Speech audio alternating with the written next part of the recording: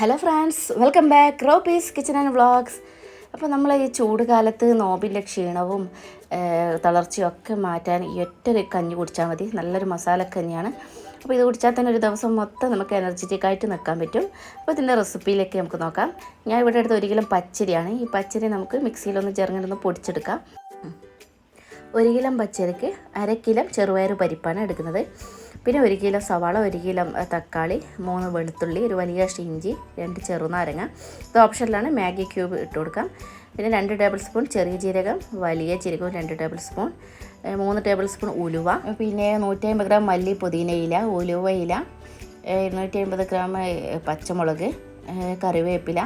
പിന്നെ പൊടികളായിട്ട് 2 table spoon കുരുമുളക് പൊടിച്ചത്, ഗരം മസാലപ്പൊടി, മഞ്ഞൾപ്പൊടി, പിന്നെ ഒരു തേങ്ങ, പിന്നെ കുക്കിംഗ് ഓയിൽ, സൺഫ്ലവർ ഓയിൽ.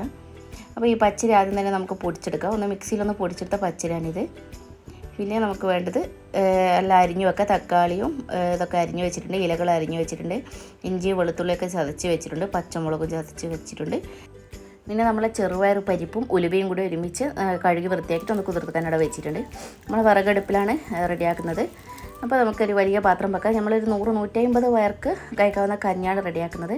ഇതിലേക്കൊരു 200 ഗ്രാം ഓയിൽ ഒഴിച്ചു കൊടുക്കാം. അതിലേക്ക് ആദ്യം തന്നെ ചൂടായിരിക്കും വലിയ ജീരകവും ചെറിയ ജീരകവും കൂടി ഒന്ന് പൊട്ടിച്ചെടുക്കാം, മൂപ്പിച്ചെടുക്കാം. 2 മിനിറ്റ് ഒന്ന് ഈ നെയ്യിൽ കിടന്നൊന്ന് ഇതൊന്ന് വറന്ന് വരുമ്പോഴേക്കും നമുക്കിതിലേക്ക് കറിവേപ്പില വേർത്ത് കൊടുക്കാം.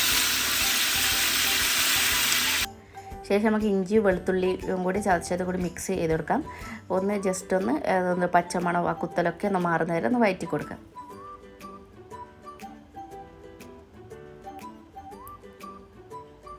ഇനി നമുക്കിതിലേക്ക് പച്ചമുളകും കൂടി ഇട്ട് കൊടുക്കാം. പച്ചമുളകും ചതച്ചതും കൂടി ഇട്ട് കൊടുക്കാം. മറ്റേ അതും കൂടി ഒന്ന് ജസ്റ്റ് അതിൻ്റെ ഒരു നെയ്യിലിട്ടൊന്ന് വഴറ്റിയതിന് ശേഷമാണ് നമ്മൾക്ക് സവാള ചേർക്കുന്നത്.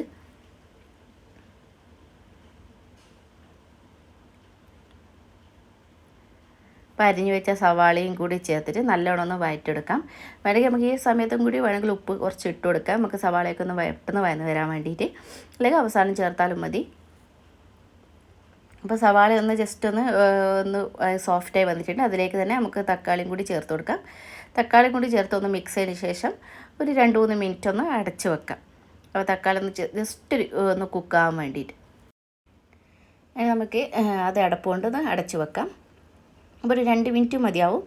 ഇപ്പോൾ 2 മിനിറ്റിന് ശേഷം നമുക്ക് ഇതൊന്ന് ജസ്റ്റ് ഒന്ന് പാകമായി തോന്നിക്കഴിഞ്ഞാൽ നമുക്കിതിലേക്ക് വെള്ളം ഒഴിച്ച് കൊടുക്കാം. വെള്ളത്തിന് പ്രത്യേകിച്ച് കണക്ക് നമുക്ക് അരിക്ക് ആവശ്യത്തിനനുസരിച്ചിട്ട് ഒഴിച്ച് കൊടുക്കാം. അപ്പോൾ അതൊരു 5 ലിറ്റർ, ഏകദേശം 5 ലിറ്റർ വെള്ളമെങ്കിലും ഉണ്ടാവും. അപ്പോൾ അത് ചേർത്ത് കൊടുക്കാം. അപ്പോൾ നമ്മൾ നേരത്തെ ഉലുവയും ചെറുപയർ പരിപ്പും കുതിർത്ത് വെച്ചതാണിത്. ഒരു അരമണിക്കൂർ കുതിർത്ത് വെച്ചാൽ മതി. അപ്പോൾ അതും കൂടി നമുക്ക് ആദ്യം തന്നെ ചേർത്ത് കൊടുക്കാം. അപ്പോൾ ഇത് തിളച്ച് വരട്ടെ.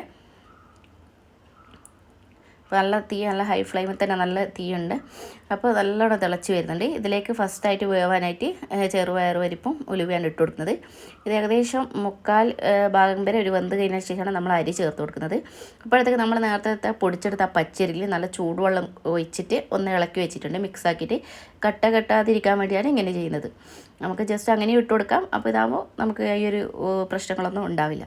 അപ്പോൾ നല്ല ചൂടുവെള്ളം ഒഴിച്ച് വെച്ച് മിക്സാക്കി എടുത്താണ് ആ അരിയിൽ. അപ്പോൾ അതും കൂടി നമുക്കിതിലേക്ക് ഒഴിച്ച് കൊടുക്കാം. അപ്പോഴത്തേക്ക് പരിപ്പ് ഏകദേശം ഒരു 3/4 വേവെങ്കിലും ആയിട്ടുണ്ടാവും. ഇത് പെട്ടെന്ന് തന്നെ വെന്ത് കിട്ടും. അരി ഒന്ന് പൊടിച്ചെടുത്തതായത് കൊണ്ട് തന്നെ ഉടനെ പെട്ടെന്ന് നമുക്ക് അധികം വേണ്ട ഒരു 10 മിനിറ്റ് ഉടനെ നമുക്കതൊന്ന് വെന്ത് കിട്ടും. അപ്പോഴൊക്കെ എല്ലാം ഏകദേശം കറക്റ്റ് വേവായിട്ടുണ്ടാവും. അപ്പോൾ ഒന്ന് മിക്സ് ചെയ്ത് വെക്കാം. ഇനി ഇതിലേക്ക് ഉപ്പിട്ട് കൊടുക്കാം. ഈ സമയത്ത് തന്നെ നമുക്ക് ആവശ്യത്തിനുള്ള കല്ലുപ്പാണ് ചേർക്കുന്നത്. ഉപ്പിട്ട് കൊടുക്കാം. അപ്പോൾ നല്ലോണം തിളച്ച് വരുന്നുണ്ട്. ഇതിലേക്ക് നമുക്കിനി മസാല പൗഡർ കൂടി ചേർത്ത് കൊടുക്കാനുണ്ട്. ഇപ്പോൾ കുരുമുളകും ഗരം മസാലയും മഞ്ഞൾപ്പൊടിയും കൂടി ചേർത്ത് കൊടുക്കുന്നുണ്ട്. വേറെ പൊടികളൊന്നും ചേർക്കുന്നില്ല.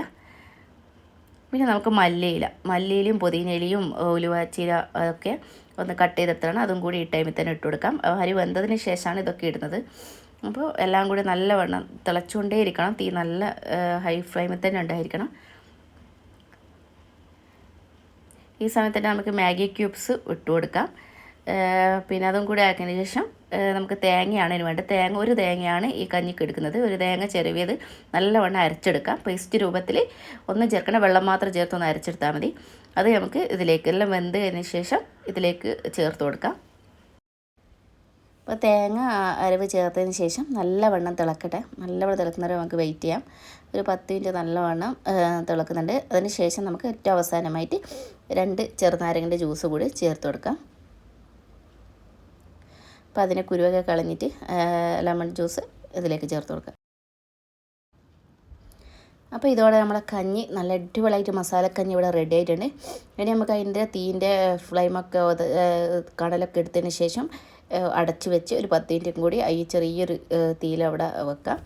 അപ്പോൾ ഇത്രയാണ് നമ്മളെ കഞ്ഞിൻ്റെ റെസിപ്പി. അപ്പോൾ നല്ലൊരു ഉന്മേഷം കിട്ടുന്നൊരു കഞ്ഞിയാണ്.